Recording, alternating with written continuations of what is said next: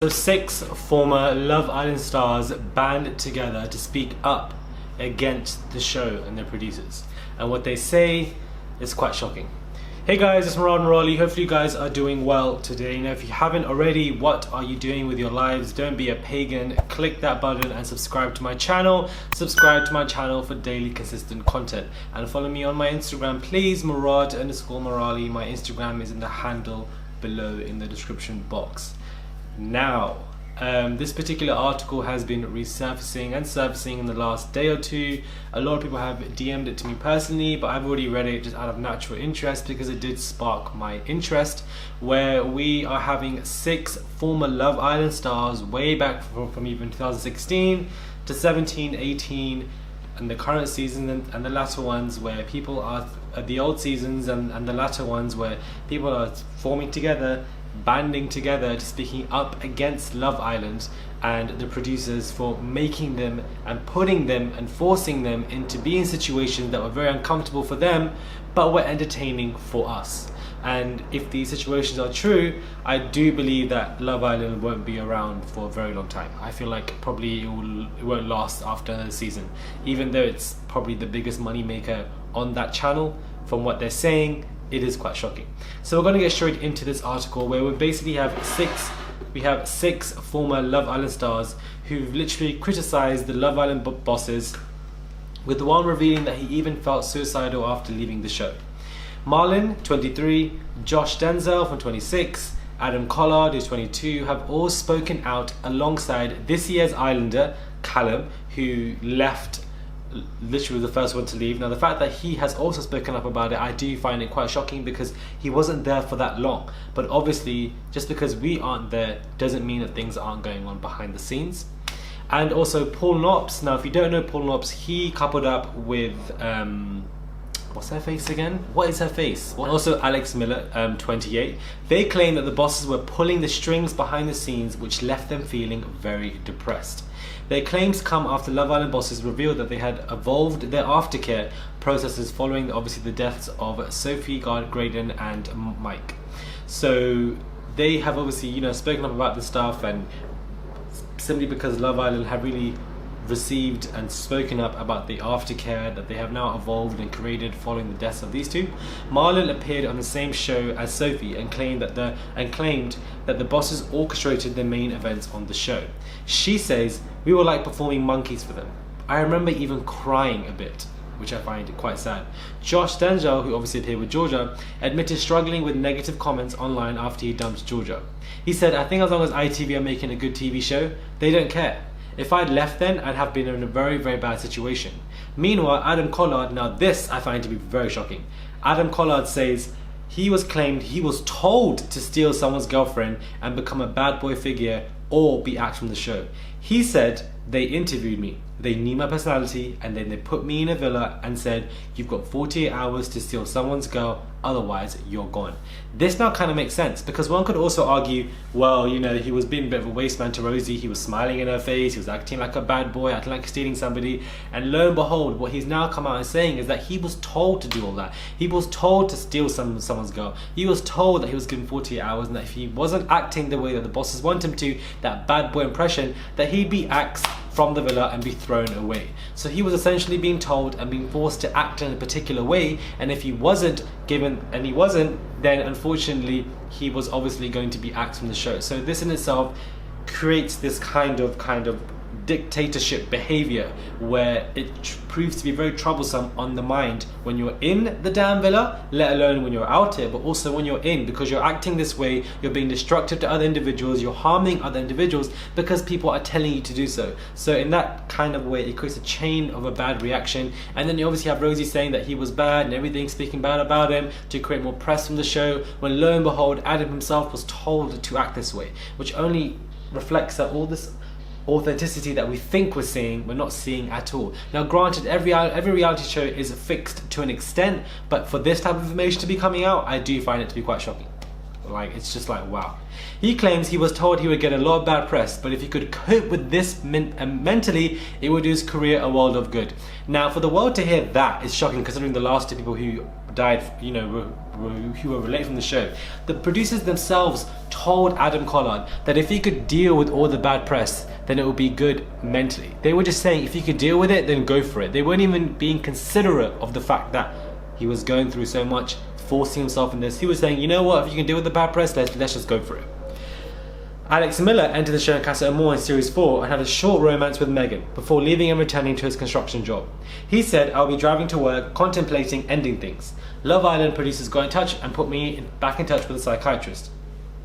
In contrast, it's worth noting that our Love Islanders have also spoken up about how well bosses have looked after them. Alex previously told The Standard, "From a Love Island perspective, probably about 5 months after I was out of the villa, it had all died down and I was a bit of a dark place and partying too much. I did have a rant on here and one of the Love Island producers got in touch and put me back in touch with a psychiatrist." Olivia Buckland, who appeared on the second series, said, I was in constant contact with the producers for a very long time. She said, "I got offered psychological tests when I got out, I got offered counselling when I got out, I got a list of agencies. Honestly, they did really look after me. They always checked in with us." Megan, who appeared on the same shows as Alex, told articles that she also had a good experience. She said, "Megan, when I came out of the villa, ITV sat down with me and went through everything that happened to make sure I was prepared. I don't blame ITV for any of this. They've been amazing. They're in regular contact and whenever anything difficult happens, they make an extra special effort to check on you. I've got the numbers of the show psychologists in my phone and I know I can call them whenever I need to." Which is obviously pretty good. So again, we're having mixed conversations, we're having mixed kind of, you know, feedback here, and the Love Island aftercare process is obviously quite interesting. They have the duty of care process for Series 5, which obviously includes pre-filming and filming. So what this includes is psychological consultant engaged throughout the whole series. You have potential Love Islanders are required to fully disclose any relevant medical history. Cast are told they should consider all the potential implications of taking part in the show. Aftercare, bespoke training on dealing with social media and advice on finance and adjusting life back home. A minimum of 8 therapy sessions will be provided. Proactive contact with Islanders for a period of 14 months up until the end of the next series. This means contact with the Islanders will last for 14 months. We encourage Islanders to secure management to represent them after the show. So what we can see here is that this obviously has a very interesting conversation. It sparks debates for us because we can see that there's Love Island aftercare. We also see people speaking out to be in relation to talking about how great the show is, how great Love Island aftercare, how great the psychological care is. But then we also have the other side where we have 6 to 7 like former Love Islanders who are coming together, who are banding together to speak up against this show. We have people like Adam saying they forced me to be in XYZ and they said to me that if I don't act like this way, they're going to axe me from the show. Even Marlon said that she felt like she was crying a bit, like we're performing monkeys. You have other people saying that they felt suicidal, but then you could also argue that you should know what you're getting into. Like, you're all happy and you're smiling when you're going into a show, but then once the show is ended and you leave the show, you get all these psychological thoughts. Yes, and bad thoughts. Yes, you should have that support there for you, but you should also understand and know prior what you are getting into as an individual, as a person. You should know what you're doing. You're a grown person, grown adult. So I feel like blaming the show, I can understand if they weren't there for you. To an extent, I can understand it, but I also feel like you are also accountable. If you're coming into a show, you should know what you're getting into. However, I do feel like Love Island are also accountable. You have to look at it from different perspectives, not just from the perspective of they knew what they should be getting into. That doesn't really justify why people should treat you like XYZ at all. So although I feel like that is a part of themselves to blame, I also feel like Love Island themselves, if they are forcing people to be in situations, you know, force them to be performing monkeys, they're crying.